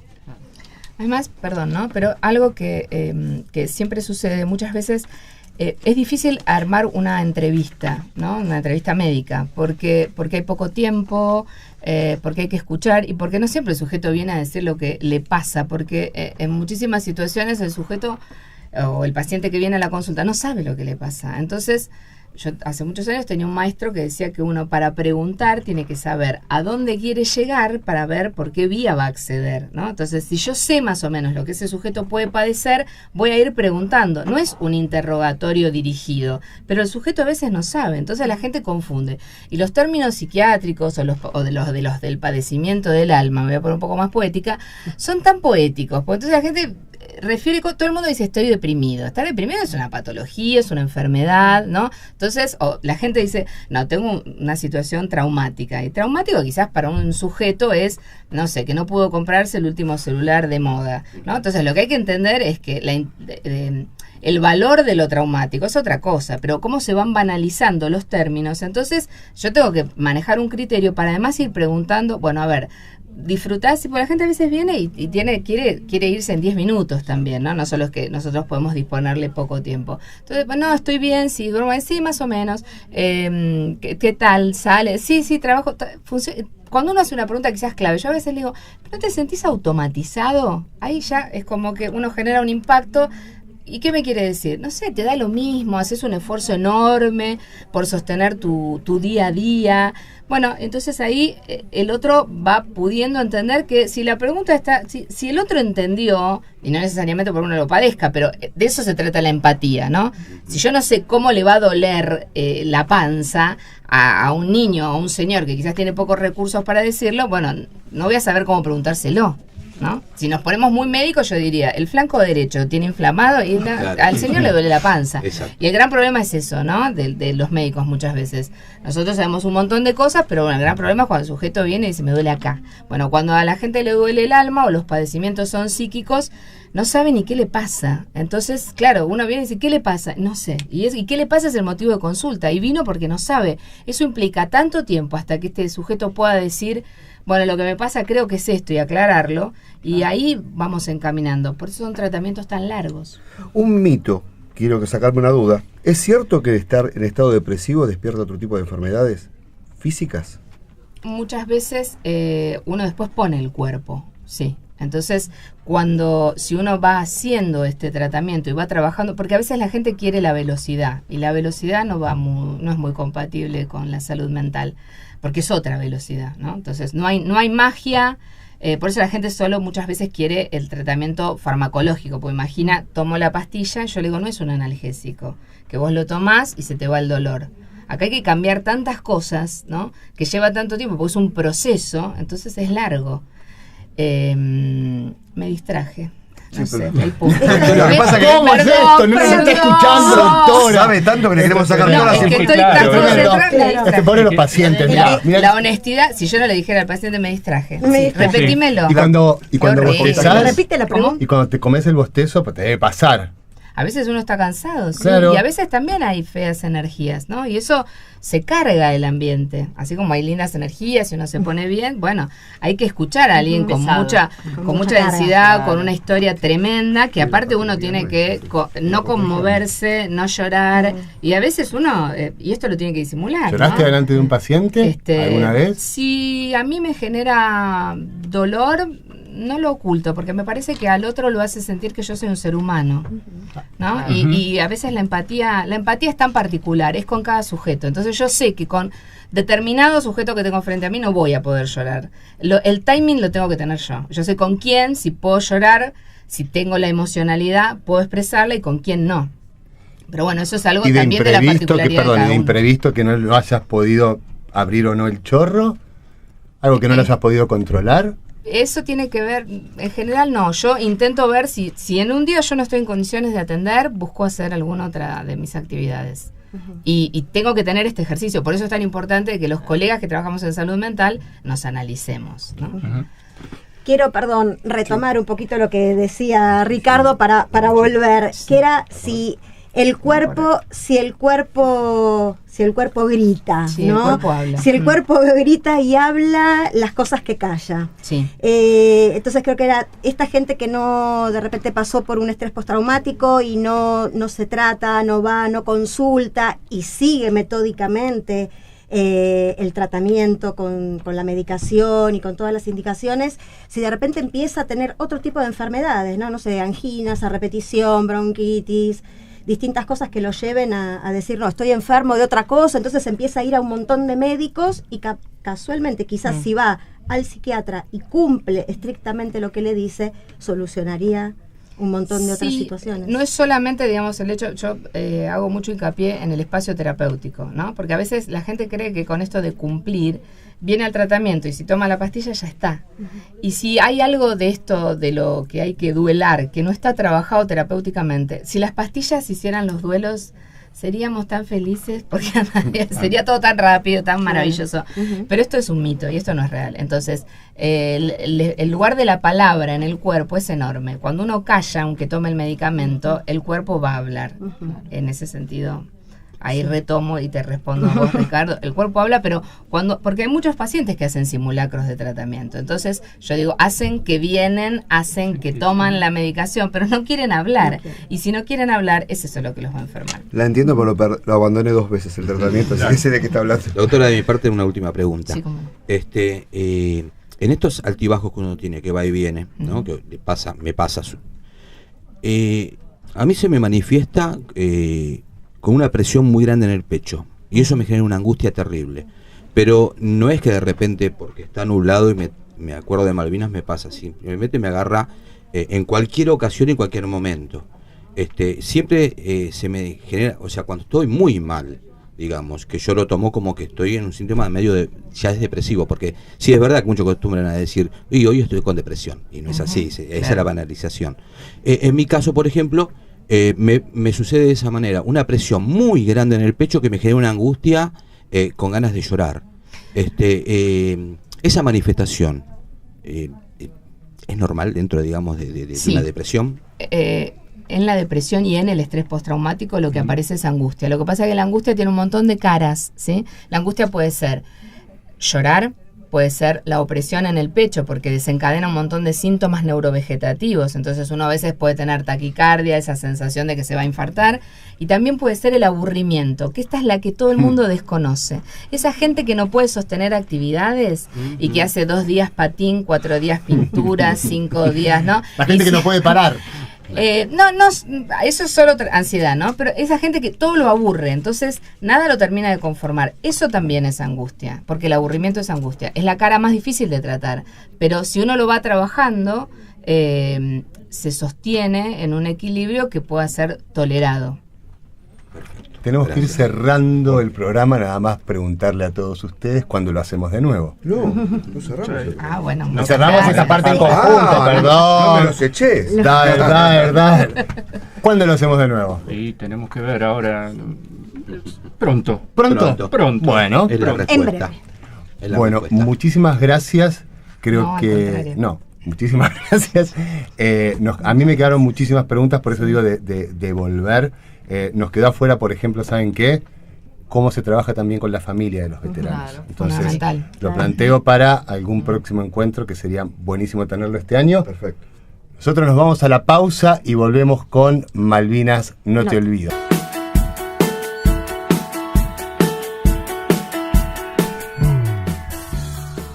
Creía en aquella historia del hombre que nunca llora. Yo me juzgaba un hombre. En la adolescencia mis filmes de aventuras me ponían muy lejos de ser cobarde, en la arrogante ingenuidad del héroe de hierro. Ahora tiemblo, y ahora lloro. Como un hombre tiembla, como llora un hombre. Segundo bloque de Malvinas, no te olvido, el programa de la Comisión Combatientes de Malvinas APL, aquí en BCN Radio, la radio de la Biblioteca del Congreso Nacional. Y ahora, como todos los viernes, este segundo bloque, como todos los viernes en el primero, vamos con nuestra columnista Pat. Adelante. Muy bien, vamos con nuestra columna. Una persona puede padecer trastorno de estrés postraumático después de haber vivido o presenciado un acontecimiento peligroso, y el mismo hace que aquel que haya sobrevivido a una tragedia se sienta estresado y con miedo una vez que ha pasado el peligro. Le pasa a los sobrevivientes de Cromañón, 2004, a los que padecieron la tragedia de 11 en el tren Sarmiento, 2012, a la voladura de la AMIA, 1994, a los sobrevivientes del incendio en Key West, 1993, a los que lograron salir del avión del APA en llamas que jamás despegó de Aeroparque en 1999. Sin embargo, y aunque lo padecen, nadie o muy pocos entienden la asociación al trastorno de estrés postraumático con los que pusieron el cuerpo en los casi 75 días que duró el conflicto bélico. El estrés postraumático es la principal patología que afecta a nuestros héroes de Malvinas, ya sea en mayor o en menor grado. Son distintas las formas de manifestación: flashback o la sensación de que el hecho traumático está sucediendo otra vez, problemas para conciliar el sueño o pesadillas, explosiones de ira, estado de alerta, sentimientos de soledad, tristeza o culpa. Los síntomas pueden aparecer apenas después del trauma o hasta 6 meses después de ocurrido el mismo. Para nuestros héroes, en la posguerra, la falta de asistencia médica, psicológica y psiquiátrica fue una constante. El silencio, el olvido impuesto por distintos gobiernos, tanto militares como democráticos, profundizó las distintas consecuencias de la guerra, físicas y psicológicas. Desde la perspectiva constructivista, cada persona es el principal artífice que da sentido a sus experiencias vitales estresantes, mientras que fracasa cuando se trata de experiencias traumáticas. En este último caso, esta tarea pendiente que caracteriza al trastorno de estrés postraumático demanda una intervención terapéutica orientada tanto a la reparación de los sistemas psicobiológicos afectados y al alivio del sufrimiento personal, como al procesamiento de la información que no pudo hacer oportunamente en forma satisfactoria. Recién en el año 2012 se inaugura el primer centro de salud veteranos de Malvinas. En consecuencia, a esta desidia de parte del Estado, últimos estudios realizados en el 2013 nos dicen que ha habido más de 600 suicidios de veteranos de guerra. Antes de hacerles una pregunta a nuestros veteranos de guerra, me gustaría decir una frase de Martin Luther King que dice: una nación que gasta más dinero en armamento militar que en programas sociales se acerca a la muerte espiritual. Mi pregunta es, Chiqui, Ricardo, ustedes que estuvieron en la guerra, ¿tuvieron compañeros suicidados? Mira, si tomamos que el alcoholismo, la droga, el abandono de sí mismo, ¿no?, es un suicidio, sí. Sí. No lo quiero nombrar por respeto a la familia, pero sí. Conocido, porque también para mí es una manera de suicidarse, ¿no? Lo he conocido, sí. La verdad que sí. No suicidios violentos, ¿no?, como saltar de un edificio, pegarse un tiro, saltar bajo de un tren, pero he conocido personas que se han abandonado a sí mismos. ¿No hay antes un abandono de persona por parte del Estado? Eso fue lo que generó para mí el principio. Si, como dijo recién la doctora, si nos hubieran atendido en el año 1982, si hubiéramos tenido un tratamiento caro, lo que sea, pero nos hubieran dado apenas un poco más de asistencia, hubiese... Yo le pregunté a la doctora si la depresión generaba otro tipo de... Porque todo el mundo dice que una persona depresiva despierta otro tipo de enfermedades, también por unas patologías que estamos teniendo últimamente. Y estamos viendo en veteranos de Malvinas con patologías muy físicas, ¿no? ¿Cáncer estás hablando? Por supuesto. Okay. Y me está llamando la atención la cantidad de veteranos de Malvinas de cáncer que hay. Y yo a veces digo, cuando vos estás depresivo, es como que te bajan las defensas y te agarran todo tipo de enfermedades, ¿no? Porque dicen, no sé, lástima que se fue la doctora, ya vamos a estar. Pero dicen que una persona depresiva despierta enfermedades. La columna de Pat a mí me despertó muchas cosas. Yo te quiero agradecer porque además de ser nuestra bella niña del tiempo, la gran columnista, pero vos nombraste cosas, ¿no? Nombraste Key West, voy a agregar el incendio en La Boca donde murieron bomberos voluntarios. Es verdad. Voy a hablar... Hablaste de Cromañón y hablaste de la tragedia de Once. Para mí, ahí voy a hacer un paréntesis. No es una tragedia porque eso se podría haber evitado. Y les voy a agregar 2 cosas. ¿Vos creés que lo nuestro no? Ahí vas, muy bien. Claro que sí.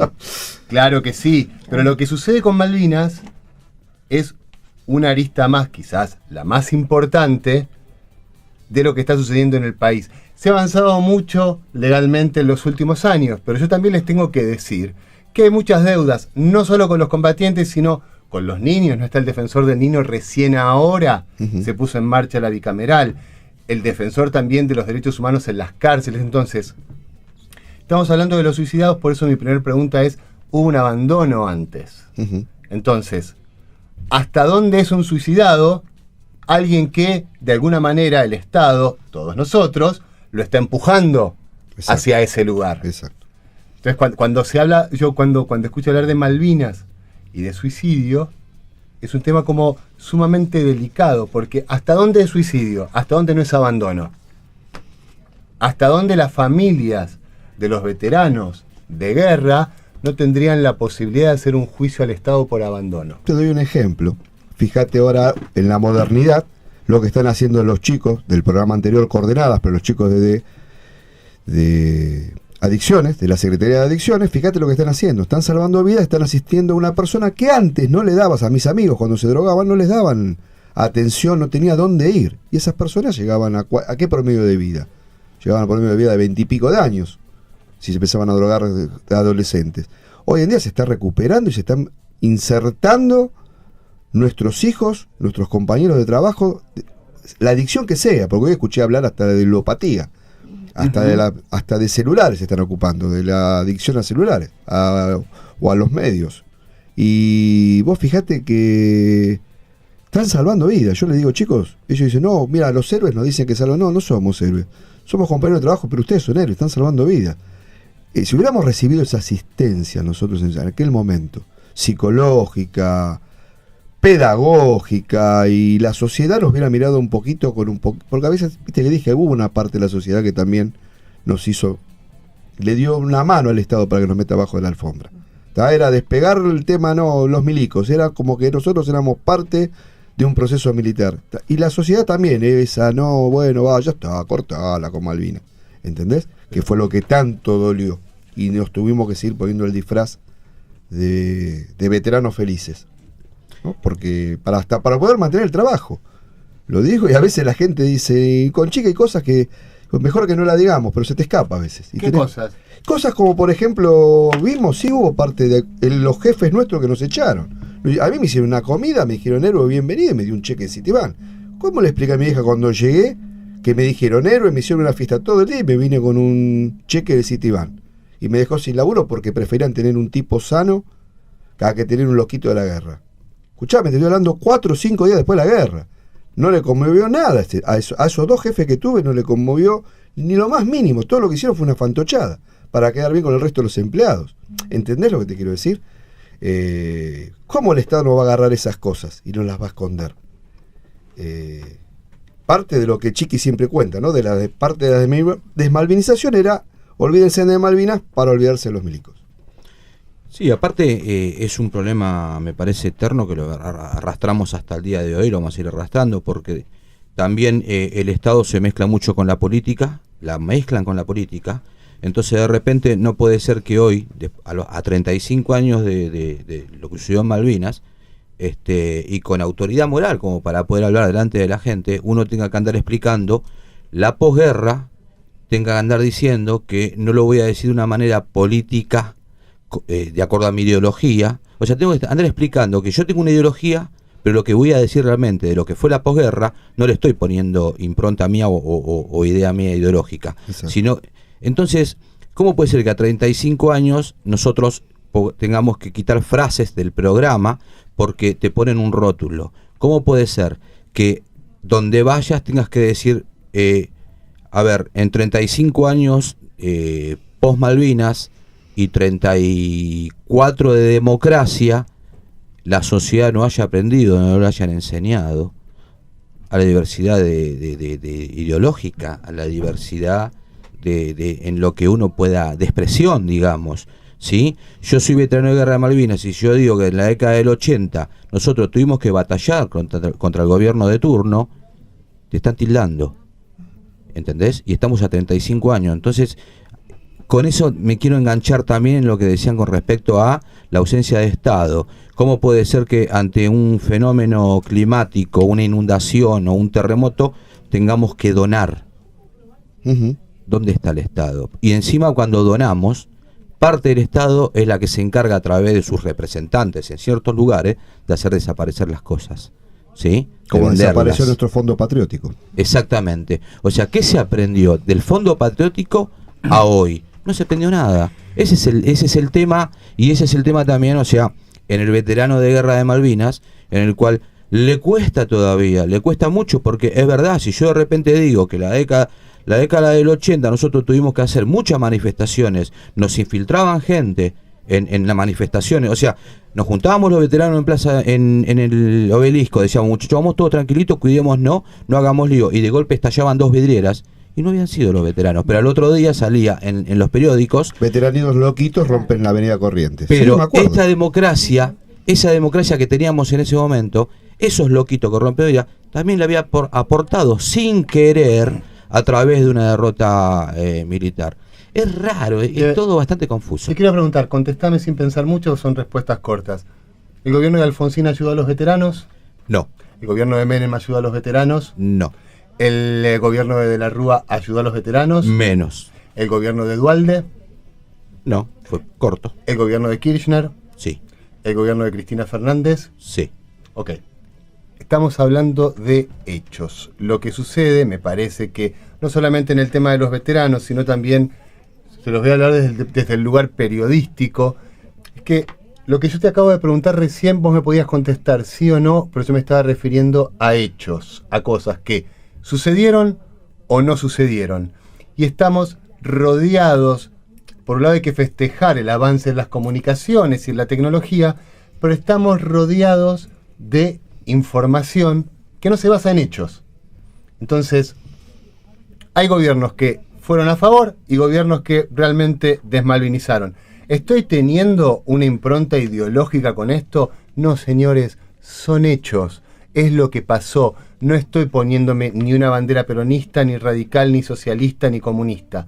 Si nosotros pudiésemos, en el tema Malvinas, como en todos los acontecimientos de nuestra historia, reducirnos, o no es simplificar, en verdad es poner una lupa así de grande y hablar sobre los hechos, estaríamos mucho mejor. A lo mejor podríamos dejar los guantes y podríamos dejar de pelearnos entre nosotros y podríamos dejar de tirarnos muertos unos a otros.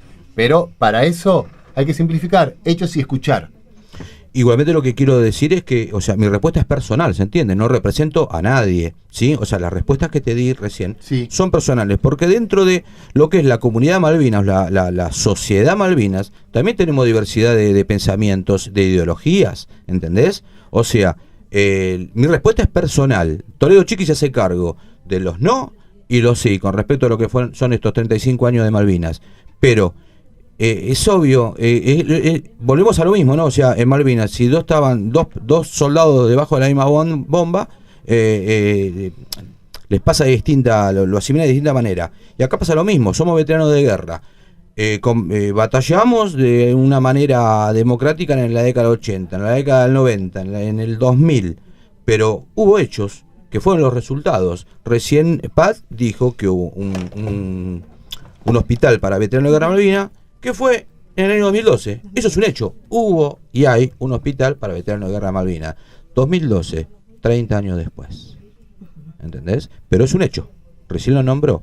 Entonces, tan diverso el tema, ¿no es cierto? Porque dentro de la misma sociedad de veteranos de guerra, no todos pensamos de la misma manera, actuamos de la misma manera o respondemos de la misma manera que te respondí yo ahora.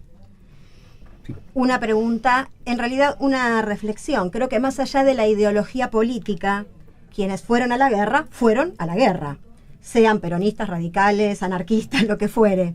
Cuando volvieron, todos habrán tenido su estrés postraumático. Y ellos, seguramente, o sea, se pensara como se pensara, todos carecieron de la asistencia que el Estado no le brindó, más allá de sus ideologías políticas. Entonces, esto me parece que, digamos, para traer de vuelta el tema del estrés postraumático y que no debería confundirse con las ideologías, si quién hizo, quién no hizo. lamentablemente no se hizo desde el primer momento. Sí, estamos. Y hay que tratar de que lo que se hizo se continúe, que se siga construyendo sobre lo que se hizo y no abandonarlo porque era un gobierno de otro, ¿no? Sobre lo bueno, tratar de seguir construyendo. Y me gustaría preguntarles, porque en la nota, y no sé si quizás la doctora lo dijo antes, se establece como que cuando hay un estrés postraumático, se puede manifestar en forma automática, ¿no? Pasado el trauma, o después de un tiempo, 6 meses, por ejemplo. A ustedes particularmente, ¿cómo les pasó? Primero te voy a contestar la primera parte de la pregunta, porque claro, son 2 partes lo que vos estás preguntando. La primera parte, yo tengo, bueno, como Chiqui, pienso de una manera muy similar, pero también pienso distinto. Si vos me preguntás y venís, te puedo decir que hubo cosas malas y buenas, hubo más malas y buenas, pero buenas, por supuesto que no hubo todas. No hubo ningún gobierno, porque si no estaríamos sentados acá malvinizando. Si los gobiernos hubieran sido tan buenos, hubieran sido tan correctos con el veterano de Malvinas, no estamos siempre manifestándonos, ni pusimos una carpa verde, tuvimos que andar manifestando, a todos los gobiernos tuvimos que andar protestando y todos los gobiernos nos dejaron fuera de desfiles, no se presentaban al 2 de abril, todos tuvieron su parte de olvido de Malvinas. Cuando les conviene toman Malvinas, eso es lo que me da bronca. Se toma Malvinas como bandera política cuando conviene y cuando no conviene lo esconden bajo la alfombra. ¿Tá? Nosotros tuvimos que salir a pelear, si no teníamos bárbaros, no teníamos haciendo un programa de malvinización. ¿Tá? Es como cuando decimos los militares estaban en guerra con Malvinas y seguíamos haciendo negocios con los ingleses. Estábamos en guerra, no estamos hablando de una situación de una situación tan tremendo lo que acabas de decir. No, pero fuera broma, y seguíamos haciendo comercio. Cuando me dicen, Rosa se estaba en guerra y le vendían las carnes saladas. Pero a lo que voy es el tema que todos los gobiernos se rajaron las vestiduras hablando de Malvinas y no les vi a todos sostener el mismo pulso con algunos hechos o algunos gestos que han hecho. ¿Tá? Cuando les conviene los ponen en primer plano. Y algunos 2 de abril también muchos se escondieron. Y nos dejaron el segundo. Si no, nos teníamos siempre protestando. Si hoy en día tenemos del estrés postraumático, encima de tener estrés postraumático, tenemos que seguir luchando para que no perderlo, hoy en día no perder lo que conseguimos. También, toda la vida estuvimos, todo lo conseguimos nosotros, peleando el veterano de Malvinas. Nadie nos regaló nada. En aquel momento, lo que vos hablaste del gobierno del Riojano, nos tiró de Riojano, nos tiró una migaja para que nos tapar los 2 arreglos que estaban haciendo con los ingleses, bajo el paraguas. Siempre te tiran una para taparte otra, pero siempre la ligamos. ¿A vos te parece que tenemos a los 35 años, 55 pirulos, como vuelvo a lo del otro programa, tenemos que estar en las calles para no perder un beneficio? Hay algo que está en el ADN de nuestro país. Nos está debiendo la clase política a nosotros, toda la clase política y todos los partidos políticos, del de mi corazón, el de mi alma y todos los partidos políticos nos están debiendo, la verdad, un verdadero reconocimiento. Algo hemos dicho en los últimos programas, nosotros siempre tomamos como 1810 como fundacional de la Argentina, yo tomo 1806. Si uno lee hechos, lee a Belgrano en ese momento, en 1806, en la primera invasión inglesa estaba en Buenos Aires. Estaba a cargo de la resistencia. Con solamente 1.500 soldados, Beresford toma la ciudad. Y Beresford empieza a hacer jurar la bandera inglesa a todo el mundo. Belgrano se escapa a la banda oriental para no jurar la bandera inglesa.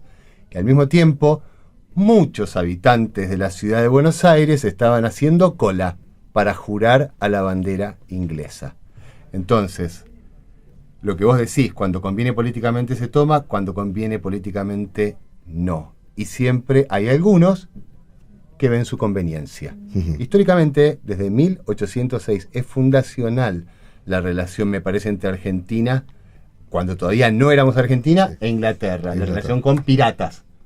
Entonces, ¿qué le pasa a un veterano, amigos de ustedes, cuando están en un momento político en que se les da la espalda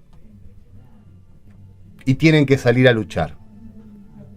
No hay diferencia, ¿no es cierto? Lo miro a Chiqui. No, me parece que no, nosotros, yo viste cuando a veces te digo, Malvinas para mí no tiene grietas. Podemos tener diferencias entre nosotros. Exacto. Hay radicales, peronistas, comunistas, no tenemos grieta. Cuando tocan a uno, salimos Estamos como todos. la otra vuelta, 9.000 veteranos a la calle a protestar por al gobierno que sea. Estamos todos, sí. No en ese caso, cuando es un derecho que ya lo habíamos adquirido sobre todo, estamos todos. No, ahí no hay grieta. No hay grieta tampoco en los asados, por ejemplo. Tenemos un asado mensual y tenemos diversidad de ideologías, pero no hay grieta en absoluto. Somos hermanos, ¿se entiende? Somos hermanos. Lo que pasa es que a veces, vemos la causa de una manera ideológica, porque es obvio, es parte de nuestro ADN, de nuestra sociedad. Es así, pero no hay grieta entre veteranos. Tenemos poco tiempo, igual se los voy a preguntar, me van a avisar. ¿Cómo creen en pocas palabras, aunque sea porque me encantaría terminar con esto, que esto que le sucede a ustedes como veteranos se puede pasar hacia toda la sociedad? Mirá, hoy estaba hablando con Chico y lo digo rápido porque se me nos pasó el tiempo. Yo dije hoy que tenemos el efecto espejo entre el veterano de Malvinas. Nos miramos y nos entendemos y a veces hasta nos peleamos porque nos vemos a nosotros mismos. Nos entendemos con solo mirarnos. Por eso ahora el domingo me junto con mi compañía comando y son mis hermanos.